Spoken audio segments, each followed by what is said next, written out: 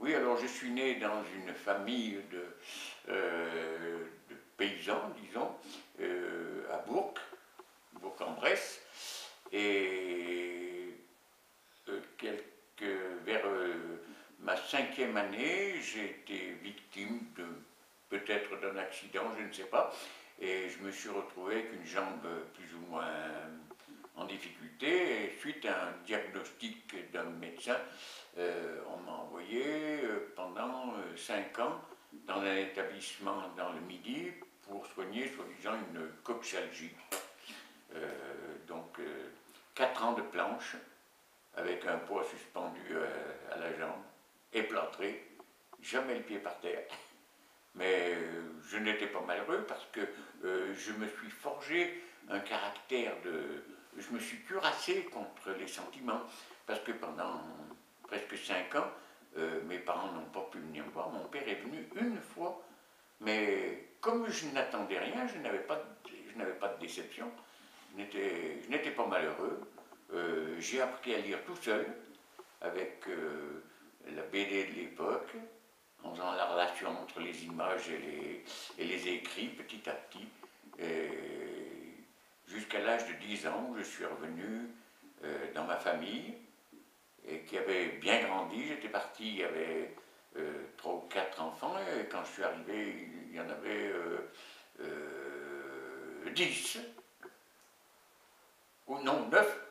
9. Mes parents ont eu le prix Cognac-Ger à l'époque. Ça avait pu apurer quelques dettes, mettre un peu de beurre dans les épinards.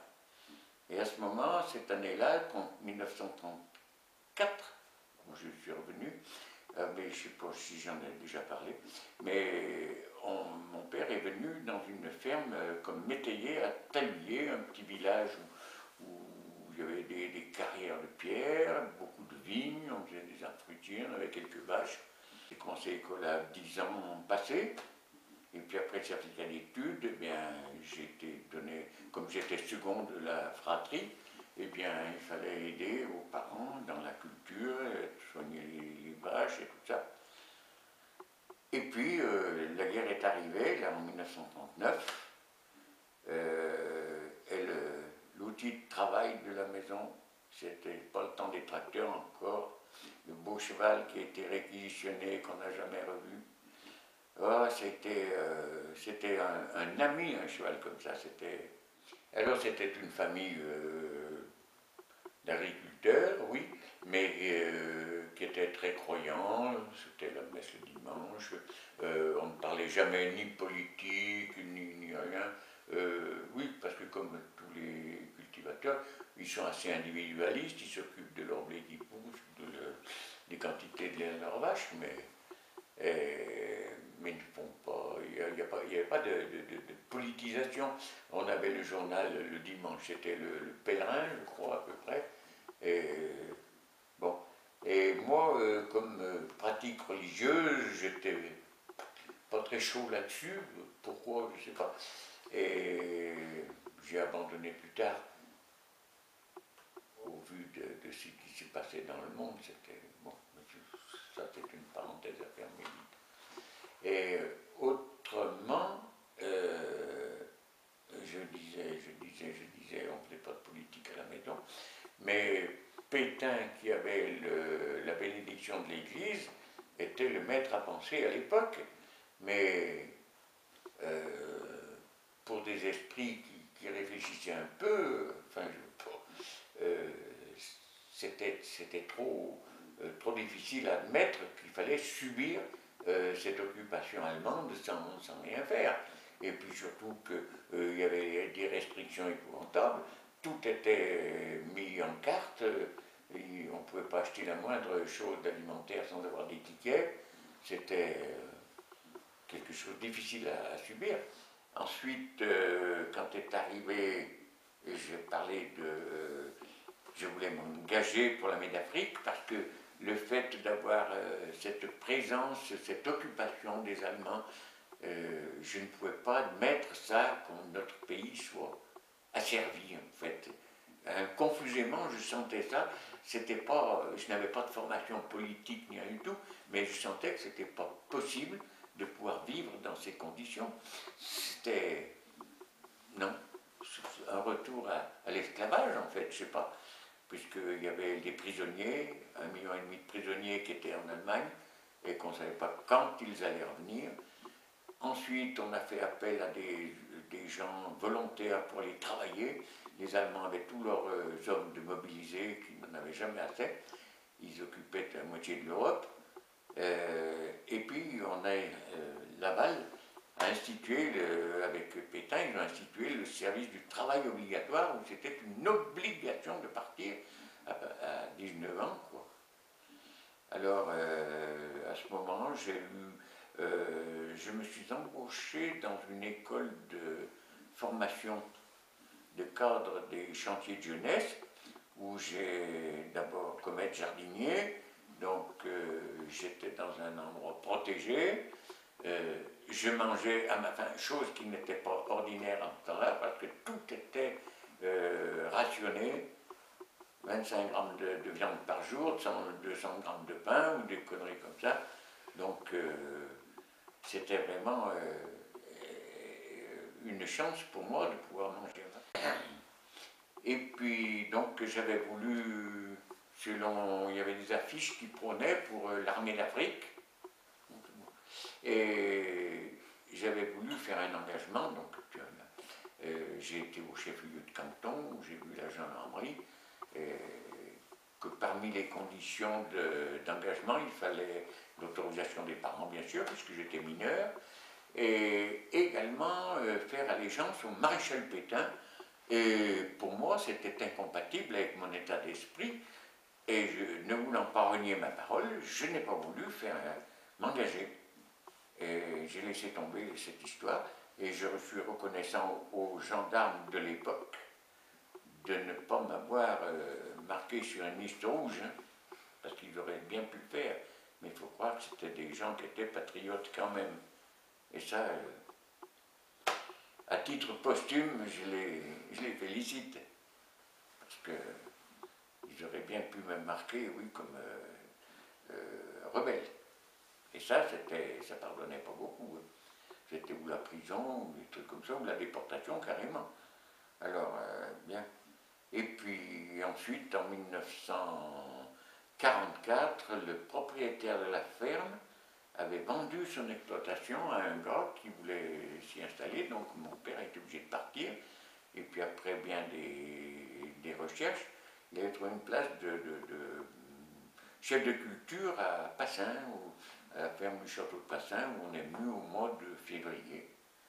Alors moi, j'étais resté le dernier à la maison où on était, à Taillier, pour finir le déménagement, et un camion des nouveaux propriétaires de Passin, ils avaient envoyé le chauffeur avec son camion pour nous déménager. Le 15 février, j'étais arrivé à Passin, où mon père était venu comme chef de culture à la ferme du château. Et donc j'ai travaillé avec les autres ouvriers là-bas. J'avais dit, il y avait une douzaine d'employés, les chevaux, toute une cavalerie. Oui, il n'y avait pas de tracteur à l'époque encore. Il y en a eu un plus tard.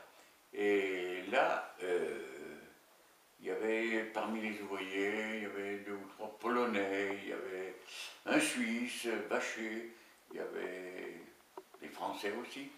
Mais disons que je n'étais pas à l'aise avec eux parce que j'ignorais tout de leurs pensées, relations, tout ça.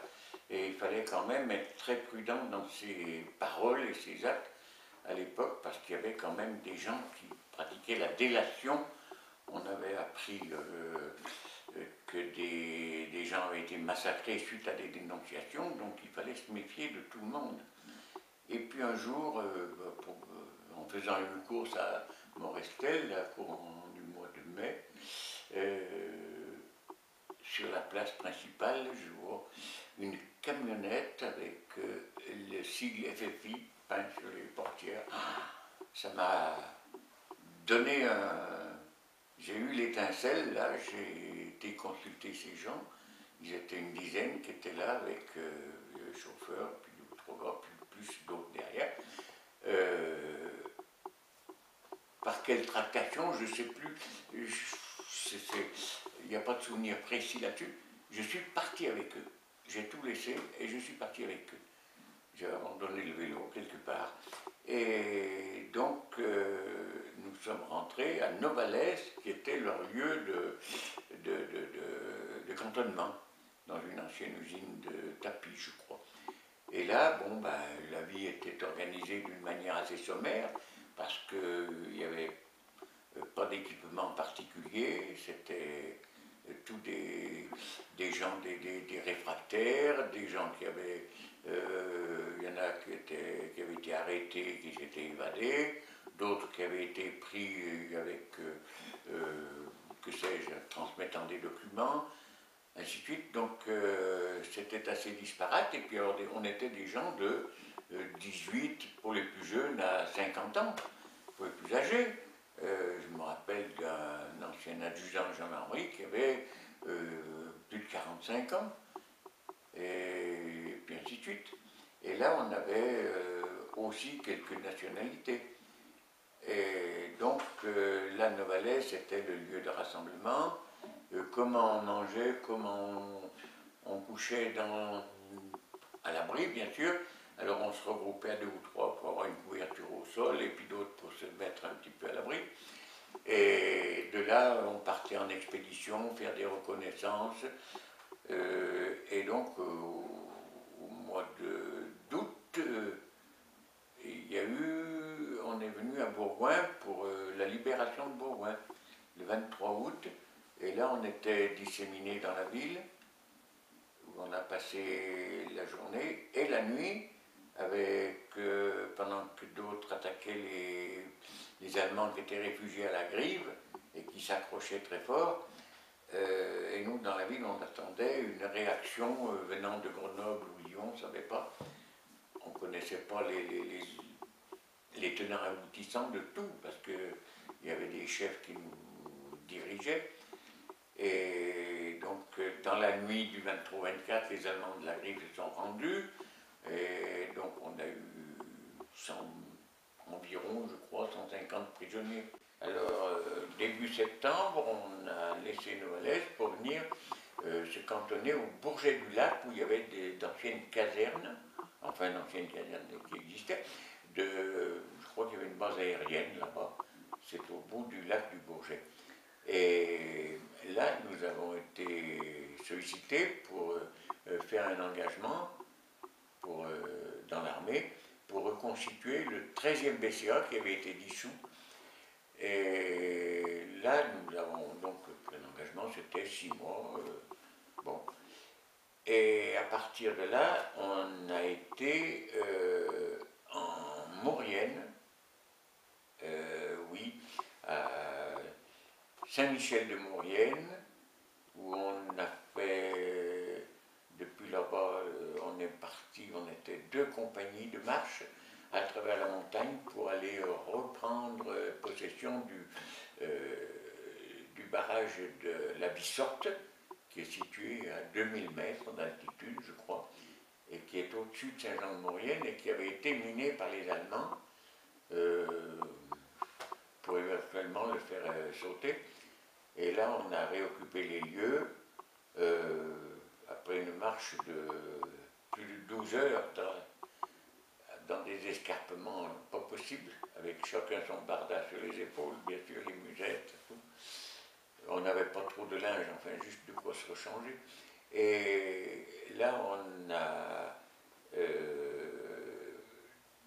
depuis la Bissorte, on est resté quelques jours. Après, on a passé de l'autre côté pour aller reprendre le fort du Lavoir, qui est au-dessus de Modane, en passant par un col, le pas du Sarrazin, où on a subi une demi-journée de bombardement par des mortiers tirés par les Allemands et les Italiens qui étaient sur la frontière à proximité, quoi, de l'autre côté de la vallée étroite, là. Et donc, ça fait assez bizarre cette musique des mortiers quand ils vous arrivent, qui vous passent par-dessus. C'est assez, comment dire, éprouvant. On entend miauler ça. On a été occuper le fort du Lavoir, où on est resté quelques jours.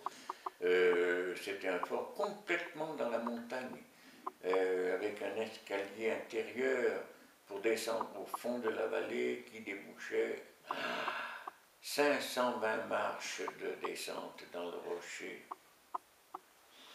Et aller faire sa toilette là-bas en bas, c'était super, hein? Au plein air, dans un petit ruisseau. Et de là, bon, on allait, il y avait des occupants dans des chalets qui venaient, des Allemands, qui venaient occuper la nuit des chalets d'alpage, là-bas dans la montagne.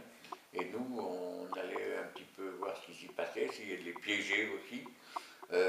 Bon, c'était des bons exercices, parce qu'avec, si on était tombé sur des gens planqués là-bas, c'était, bon, bref, c'était la guérilla, quoi.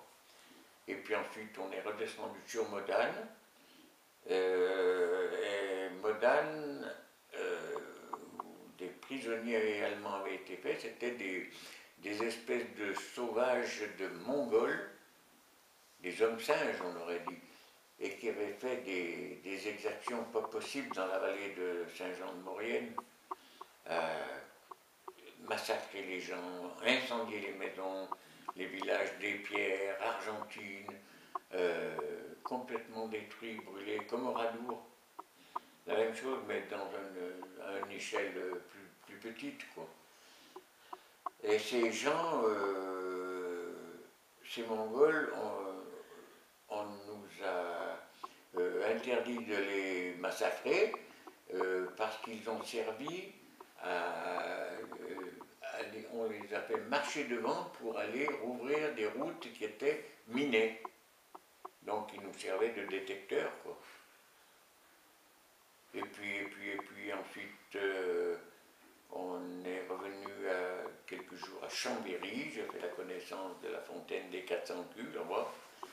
Et après, on est reparti pour Bourg-Saint-Maurice et la Rosière de Montvalaisan, au début, vers novembre à peu près, où il y avait des chutes de neige. Mais auparavant, on avait été dans quelques villages, Pezenancroix, La Plagne, Mâcon, où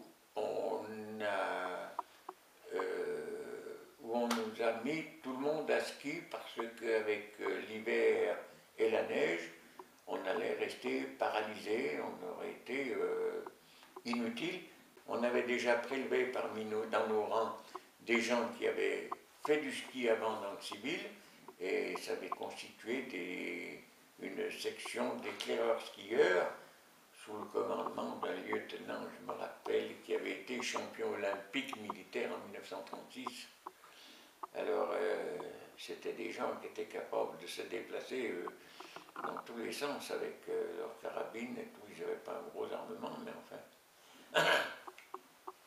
Mais autrement, toute la compagnie devait faire du ski. Donc, après maintes bûches, on arrivait à se déplacer quand même, quoi. Et puis après, c'est donc là, après qu'on est parti à Montvalaisan, à la Rosière, et sous la redoute ruinée, en face du petit Saint-Bernard, là-bas, au-dessus de la vallée les Chapieux, où il y a maintenant le barrage de Roselande. Et là, il y avait des patrouilles d'Allemands qui étaient à travers la montagne tout le temps. Il y avait comment dire, des attaques qui étaient de nuit. Ils avaient des éclaireurs qui étaient avec leurs équipements blancs qu'on ne voyait pas arriver. Et ils s'arrêtaient et ils rafalaient, hein. C'était... Bon, mais on était là pour faire du tourisme, hein. C'était... Mais autrement, on a mené cette ville, on a tout l'hiver comme ça, jusqu'au mois de mars, où, entre-temps, au mois de février, j'avais obtenu une permission pour venir faire un tour chez moi. Et à ce moment, je me suis marié avec une fille que j'avais trouvée à Passin, et qui a duré 62 ans.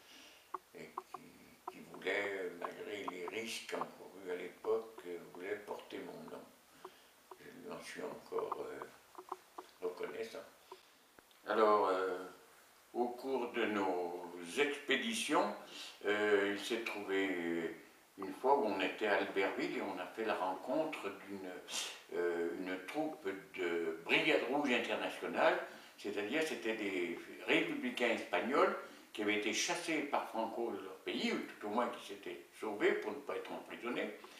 Et avec eux, on avait évoqué l'avenir proche, quand on aurait chassé les Allemands de France, qu'on aurait pu aller déloger Franco.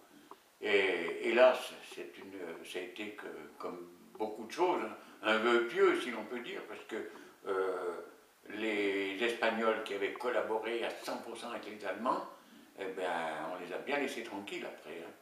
Et c'est dommage.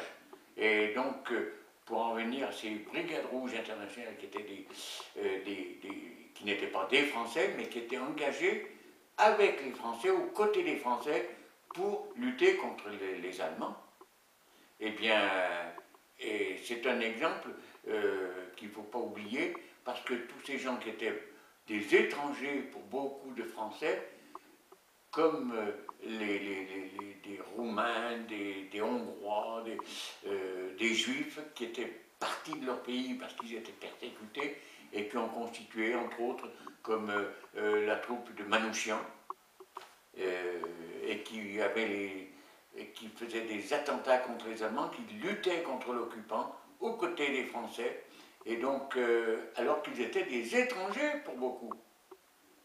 Et ces gens-là qui ont été fusillés au Mont-Valérien, pour la France, ils sont morts. Alors, montrer l'étranger du doigt, ça c'est horrible, parce que il fallait compter sur eux autant. Ils étaient autant français que nous, ou plus que d'autres qui restaient tranquillement dans leur coin en attendant que les événements passent. Ouh là. Alors, et ça, moi je ne l'oublie pas. C'était des frères de combat, ils le sont restés dans mon cœur. C'est bien. Et ça, je pense que... Et lorsque maintenant, depuis quelques années, avec des gens qui, comme moi, ont connu la résistance et les mauvaises périodes, nous allons dans des collèges ou lycées parler de cette époque avec les élèves, eh bien, je leur explique ça parce que l'étranger est toujours montré du doigt chez nous. C'est malheureux, mais on cherche toujours comment des responsables à nos erreurs, à quoi. Je ne comprends pas. Il faut, et ça, c'est fait. C'est des gens qui poussent à ça pour s'affirmer eux-mêmes, mais moi je les méprise totalement.